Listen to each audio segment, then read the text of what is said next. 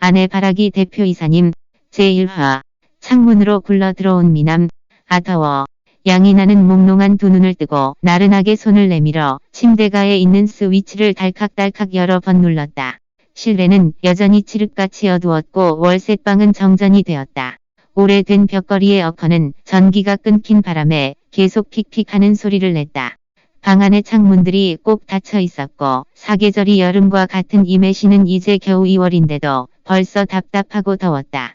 양이나는 땀이 비오듯 흐르는 것 같았고 땀에 젖어버린 얇은 치마가 피부에 찰싹붙어 온몸이 찌뿌드드했다. 이렇게 무더운 날 밤에 갑자기 정전이 되다니 정말 귀신이 곡할 노릇이네. 양이나는 불평을 늘어놓으며 침대에서 일어났다. 무더위를 견디기 힘든 그녀는 비틀거리며 베란다 유리미닫이 문 앞으로 걸어가 커튼을 젖혔다. 삭 하는 소리와 함께 두꺼운 커튼을 양옆으로 열어 젖힌 그녀가 유리미닫이 문을 여는 동시에 키가 크고 훤칠한 검은색의 사람 그림자가 그녀의 시야에 들어왔다. 귀신인가? 양이나는 순간 안이 벙벙해졌다. 그녀는 생각이 멈춰버린 듯했고 그 검은 그림자는 어느샌가 그녀를 완전히 뒤덮었다. 검은 그림자가 비틀거리며 걸어 들어왔고 검은 손이 막을 새도 없이 그녀를 향해 뻗었다. 양이나의 입과 코는 그 커다란 손에 가려져 소리를 낼 수 없었다. 짙은 피 비린내가 코를 찔렀다.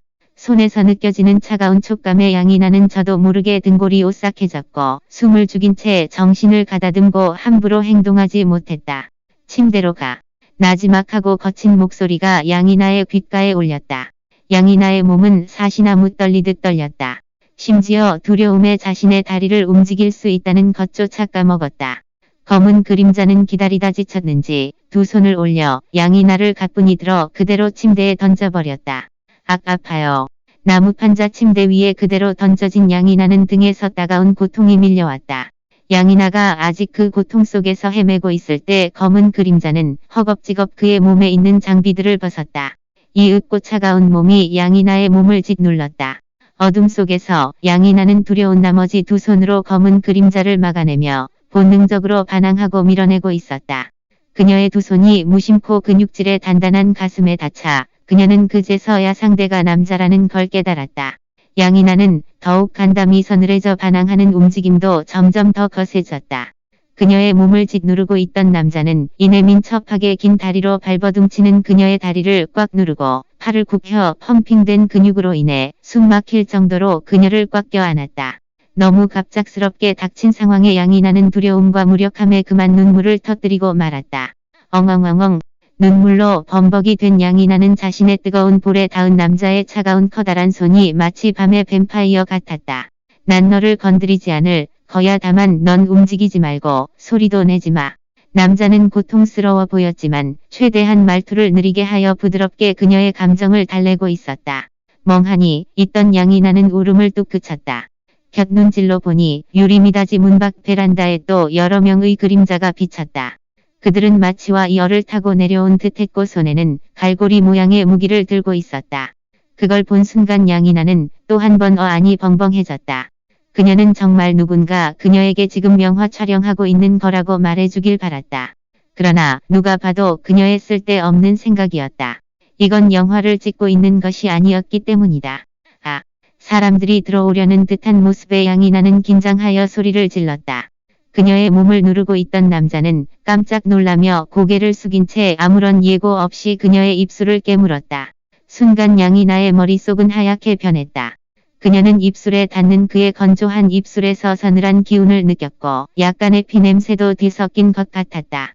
남자의 숨결이 그녀를 감쌌고 천천히 애매모호한 분위기를 만들어냈다.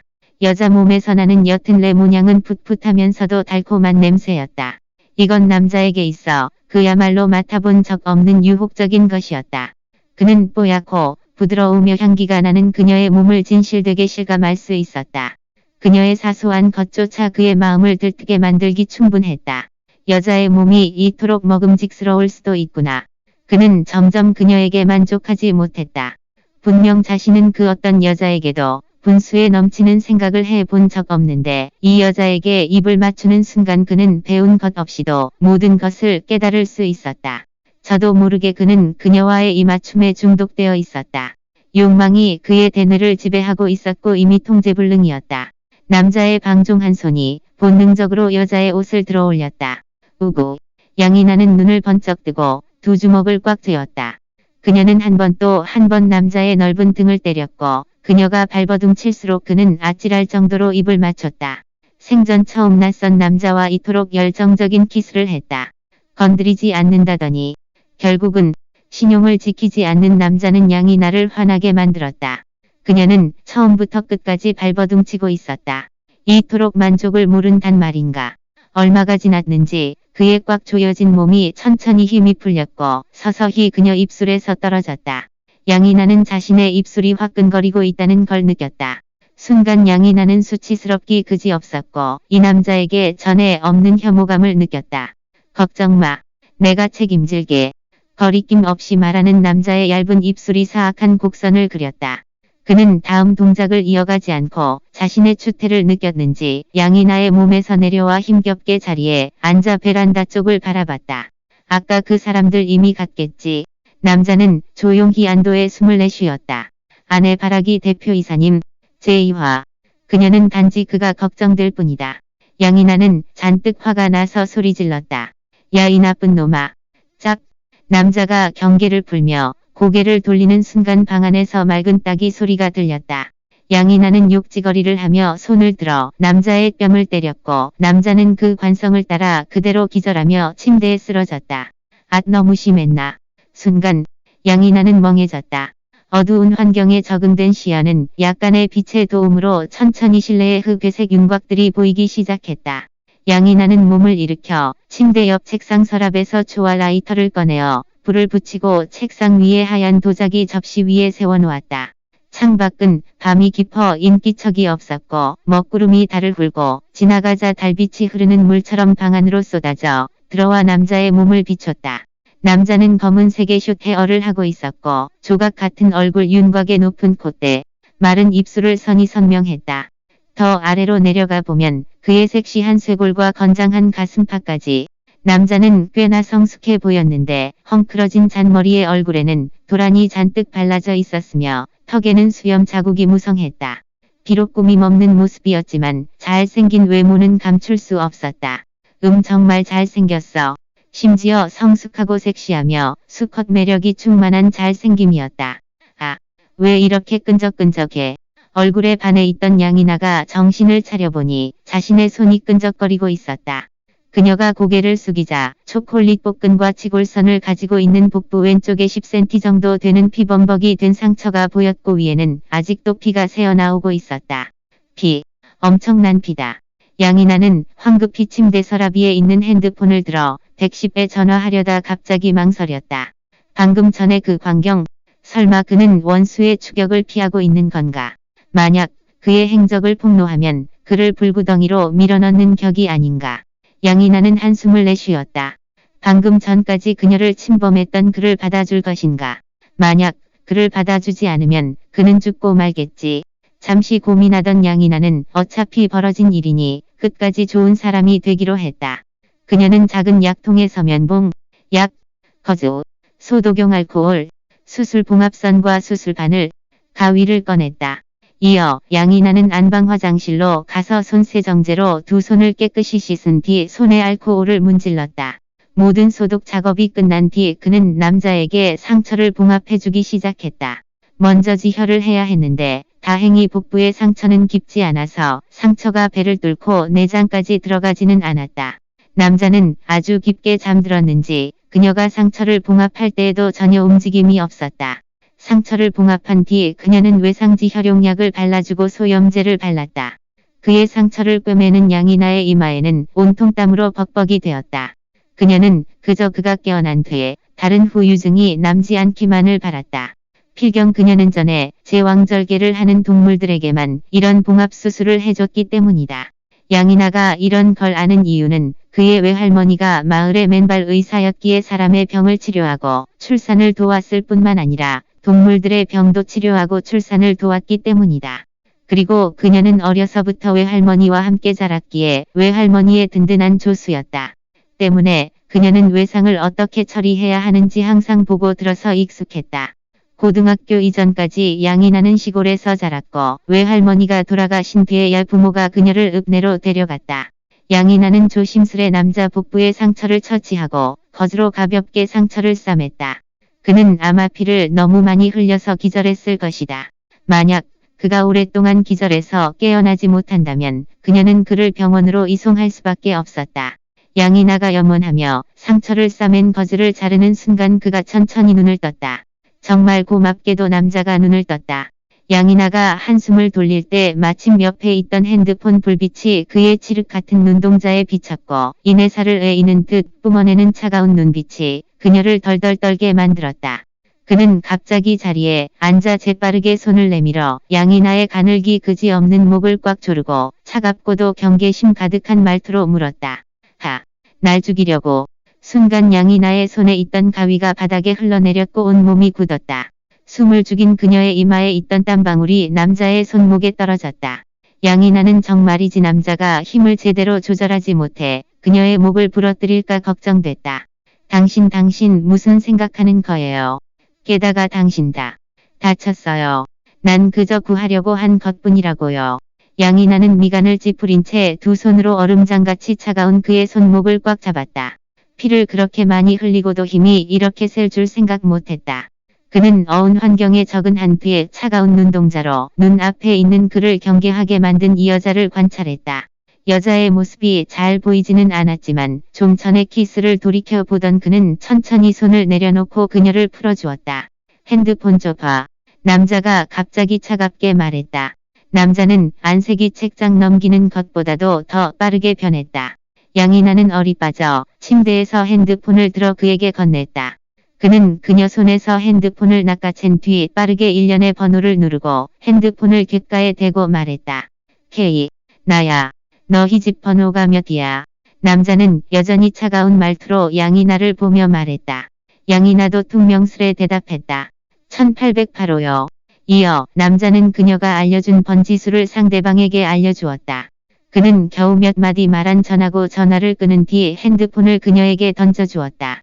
양이나는 핸드폰을 받고 그가 더 이상 함부로 하지 않을 거라 확신하고는 몸을 일으켜 방을 나갔다. 주방으로 향한 그녀는 냉장고에서 국 한 그릇을 꺼내 가스레 인지에 올리고 데웠다. 양이나는 다 데워진 국을 그릇에 담고 숟가락 하나를 꺼내어 그릇에 올린 뒤 그릇을 들고 다시 방 안으로 돌아왔다. 옅은 고기 냄새가 코를 찔렀고 침대에 앉아있는 남자는 저도 모르게 군침을 삼켰다. 양이나는 손에 든 그릇을 남자에게 건넸다. 마셔요. 피를 보충해 줄 수 있을 거예요.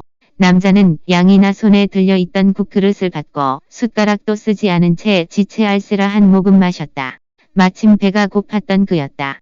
역시 그가 생각했던 것처럼 국물이든 국물 안에 고기든 다 맛있었다. 요리 솜씨가 꽤 좋은 여자다. 이거 무슨 국이야? 남자는 시원스레 먹으며 차가운 말투로 물었다. 양이나는 담담하게 대답했다. 돼지간 대추 구기자탕이에요. 피를 보충하는데 좋은 거니까 당신한테 딱이에요. 돼지간. 남자의 약간 일그러진 얼굴로 꾸역꾸역 물었다. 일부러 날 위해 만든 거야. 아내 바라기 대표이사님. 제3화. 도리를 달리 하는 사람과는 말도 섞지 않는다. 아니에요. 어제 저녁에 많이 끓여서 냄비 밑 굽에 남은 거예요. 걱정 마요. 난 건드리지도 않았으니 깨끗한 거예요. 양이나가 중얼거렸다. 생리가 막 끝난 그녀는 순전히 피를 보충하려고 자신을 위해 저녁에 끓였는데 남은 걸 한 남정네에게 피를 보충하라고 줄 거라고 누가 알았을까. 양이나는 캐비닛에서 돗자리 하나를 꺼내 침대 옆 바닥에 펴고 담담하게 말했다. 다쳤으니 침대에서 자요. 말해봐. 너 나한테 원하는 게 뭐야? 남자는 단숨에 국을 마셔버리고 손에 든 그릇을 내려놓고 차갑게 물었다. 그가 여러 스타일의 여자를 다 본 적 있는데 청순하고 달콤하고 섹시하고 성숙하기까지 별의별 스타일이 다 있었다. 그러나 그녀들이 그에게 다가오는 것은 보통 그의 출신 배경 때문에 그에게서 무언가를 얻고자 하는 것이었다.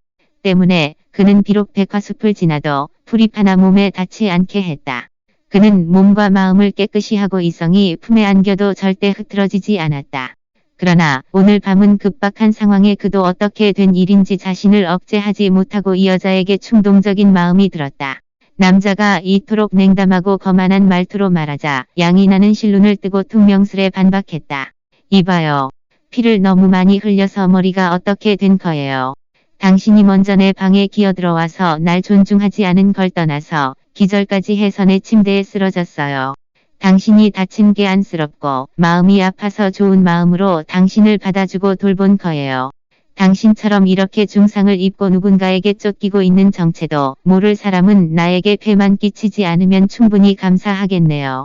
원래 마음씨가 착한 그녀는 길고양이, 강아지들이 다친 채 나타났어도 다 받아주고 보살폈을 것이다. 마음이 아파. 남자는 깜짝 놀랐다. 24년을 살면서 처음 자신에게 마음이 아프다라고 한 여자였다. 양이나는 남자를 똑바로 쳐다보지도 않고 핸드폰을 들고 알아서 돗자리에 누웠다. 그가 자든지 말든지 꽤나 고생을 한 그녀는 힘들어서 자고 싶었다.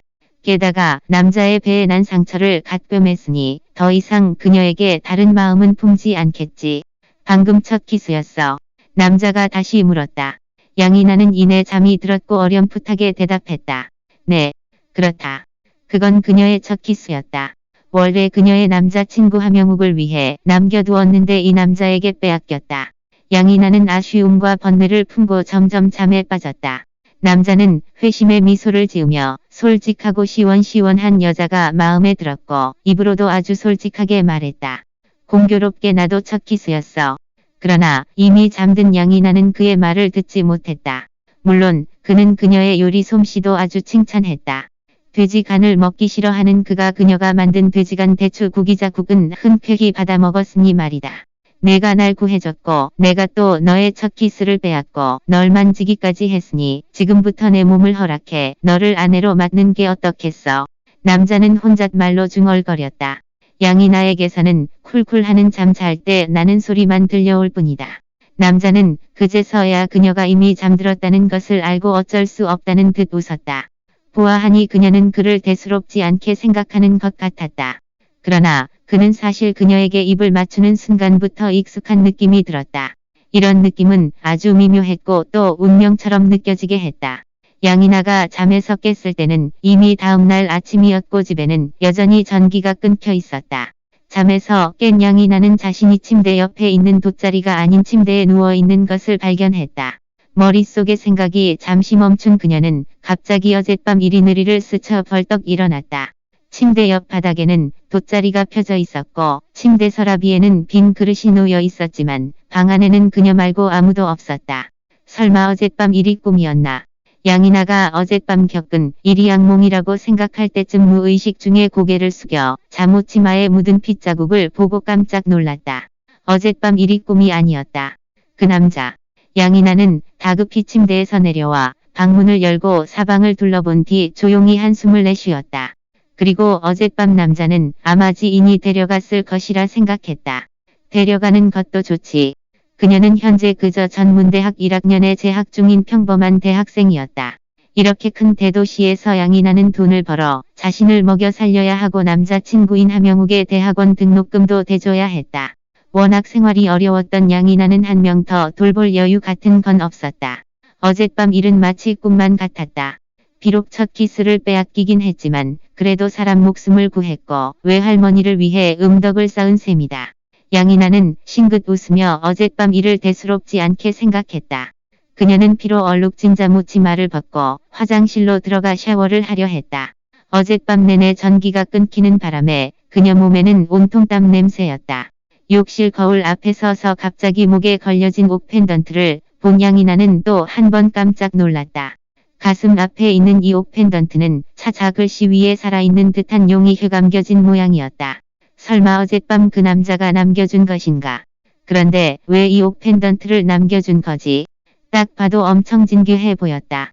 정체도 알 수 없고 쫓기기까지 하던 어젯밤 그 남자는 분명 신분이 그렇게 간단한 사람이 아닐 것이다. 설마 무서운 세계 사람인가? 아니면 혹시 그 남자가 어떤 신분이든 간에 그녀는 그의 시비에 말려들고 싶지 않았다. 양이나는 마음을 굳게 먹고 재빨리 목에 걸린 옥 펜던트를 벗어 세면대 위에 아무렇게 던져버렸다. 새로운 하루, 새로운 시작. 양이나, 오늘도 일 열심히 하자. 샤워를 마친 양이나는 옷을 갈아입은 뒤 거울 앞에 서서 자신에게 힘을 불어넣었다. 그녀가 문을 나서려는 순간 다른 방의 방문이 열렸다. 그녀와 같이 새를 맡고 있는 친구 소민서가 슬리퍼를 끌고 하품을 하며 헝클어진 머리로 침실에서 걸어 나왔다. 양이나가 웃으며 인사했다. 민서야. 좋은 아침. 좋은 아침이야. 이나야. 너 왜 벌써 출근해? 소민서는 나른하게 기지개를 켜며 잠이 덜 깬 눈으로 문을 나서려는 양이나를 보며 물었다. 소민서는 양이나와 고향이 같을 뿐 아니라 대학교 친구이자 룸메이트이며 또 베프이기도 했다. 그리고 지금은 그녀와 같이 휴가를 내고 아르바이트하러 나와서 같은 인테리어 회사에 인턴으로 있다 보니 서로에게 못할 말이 없는 동료이기도 했다. 두 사람의 인연은 매우 깊었지만 성격은 완전 달랐다. 소민서는 게으르지만 심한 황금 만능주의여서 남자친구를 갈아치우는 속도가 옷을 바꾸는 것보다 더 빨랐고 키 크도 돈이 많고 잘생긴 남자들을 특히나 좋아했다. 아내 바라기 대표이사님, 제4화, 재벌가 사모님이 되다. 그러나 양이나는 부지런하고 명예와 이익에 욕심이 없었다. 양이나는 남자친구가 있었는데 그녀 고등학교 친구였던 두 사람은 작년에 수능 시험을 본 뒤에 정식으로 연인관계를 확정지었다. 두 사람은 성적 때문에 서로 다른 대학에 진학했지만 그래도 같은 도시라 주말마다 만날 수 있었다. 전문대학교 학생인 양이나는 본과 대학인 함영욱보다 여가 시간이 많았기에 양이나는 1학년부터 열심히 돈을 벌어 자신과 함영욱 두 사람의 생활비를 짊어졌다.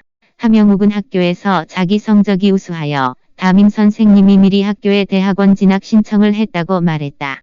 때문에 양이나는 학교를 휴학하고 나와 아르바이트를 하며 자신의 생활비를 빼고 나머지 돈은 대부분 함영욱에게 주었다. 양이나와 함영욱이 사귄 지도 어느새 1년이 되어 가지만 두 사람은 플라톤식 사랑이었다.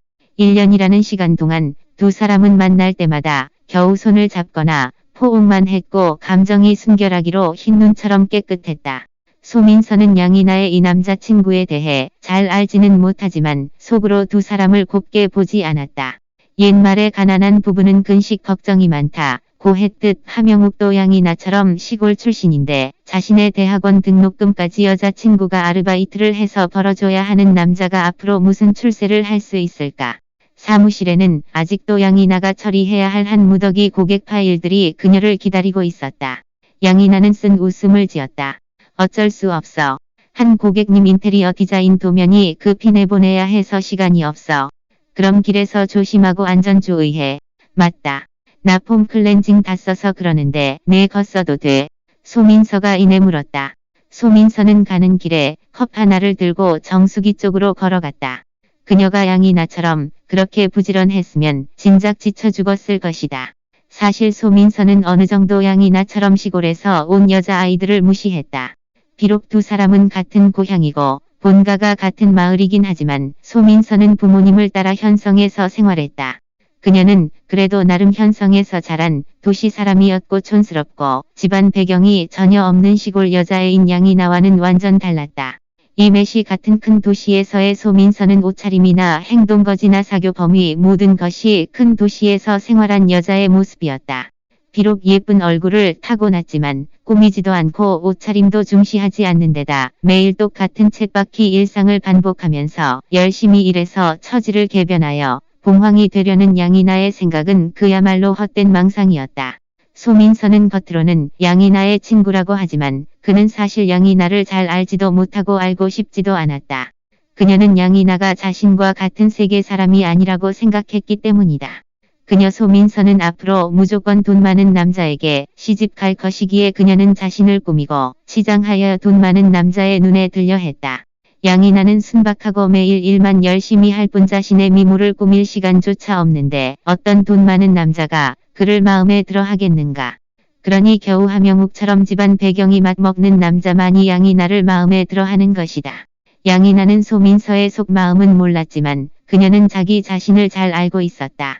그녀는 단 한 번도 자신을 참새라고 생각한 적 없었고 물론 봉황이 될 생각도 없었다.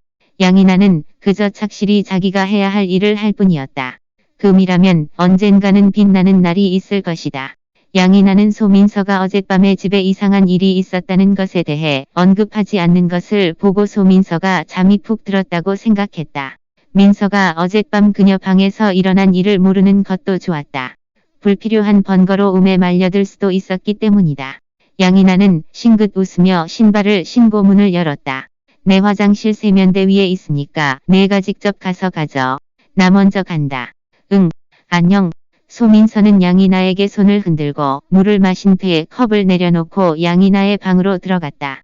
곧장 화장실로 들어가 세면대 위에서 폼 클렌징을 집으려던 그녀는 순간 옆에 있는 비추색의 물건을 발견했다. 소민서가 눈을 가다듬고 보니 비추옥 펜던트였다. 그녀는 호기심에 들어서 찬찬히 보았다. 옥은 맑고 투명했으며 안에 비추색의 무늬가 있는 걸 보니 급이 확실했다. 이나가 언제 이렇게 비싼 물건을 받았지? 소민서는 놀라서 혼잣말로 중얼거렸다. 집에서 모조품 사업을 하는 그녀는 비추나 주얼리를 어느 정도 감별할 수 있었다. 이따 회사에 가면 이나에게 이 옥 펜던트가 어디서 났는지 물어보려 했다.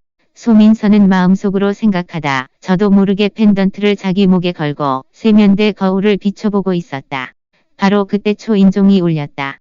소민서는 양이나의 방을 나가 문을 열었다. 그녀는 중얼거리며 문을 열었다. 이나, 이 계집에 무조건 사무실 키를 놓고 간 게 틀림없어. 소민서가 문을 열자 검은색 정장을 입은 남자 2명이 진지한 얼굴로 그녀를 쳐다보고 있었다. 누구 찾아요? 소민서는 눈을 깜박이고 억지 눈웃음을 지으며 괜히 경계하고 있었다. 앞장선 남자는 소민서를 위아래로 훑어본 뒤 그녀 목에 걸린 차씨 가문, 대대로 내려온 옥 펜던트를 보고 얼른 고개를 숙이고 깍듯하게 인사를 건넸다. 큰 사모님, 안녕하십니까? 큰 사모님. 소민서는 놀라서 어리둥절한 채 눈앞에 있는 남자를 바라봤다. 무슨 큰 사모님이에요? 앞에 선 남자는 회심의 미소를 지으며 바로 설명했다. 목에 걸려있는 것이 바로 큰 도련님께서 당신에게 주신 대대로 내려온 옥 펜던트입니다. 대대로 내려온 옥 펜던트. 소민서는 저도 모르게 고개를 숙여 가슴 앞에서 달랑거리는 옥 펜던트를 보며 놀란 와중에 또 하나의 심각한 것을 깨달았다. 보아하니 상대는 기세가 대단한데 이 펜던트는 양이나 것이다. 이걸 어떻게 하면 좋을까? 이 사람에게 펜던트가 자기 것이 아니라고 말할까? 한참을 생각하던 소민서는 상대방의 속내를 알아보기로 했다. 아직 당신이 무슨 말 하는지 모르겠어요. 큰 사모님, 안녕하세요. 저희는 차씨 그룹 사람이고 저는 차씨 집안 큰 도련님의 집사이며 저를 유집사라고 부르면 됩니다. 도련님께서 사모님 모시러 저를 보내신 거예요. 상대방은 인내심 있게 소민서에게 설명했다. 큰 도련님은 자신을 구해준 여자를 반드시 데려오라고 분부를 내렸다. 차씨 그룹. 소민서는 깜짝 놀라 기뻐서 어쩔 줄 몰라 하며 중얼거렸다. 바로 그 엔터. 상업. 정계까지 산업을 확대하고 순이익이 전국에서 10년 동안 연속 1위를 차지한 차씨 그룹. 포켓모블 앱 다운받고 악마의 속삭임의 더 많은 챕터를 즐겨보세요.